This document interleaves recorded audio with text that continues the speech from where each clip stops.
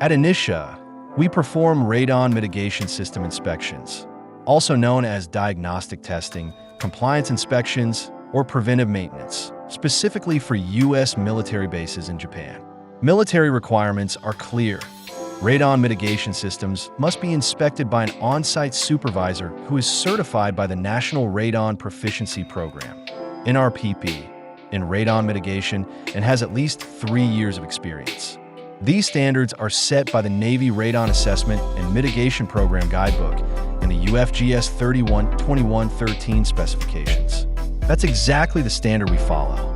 Our in-house supervisor holds a current NRPP certification and oversees all inspection work directly in the field, backed by extensive hands-on experience. At Initia, we help ensure your systems are inspected properly, safely, and in full compliance every time.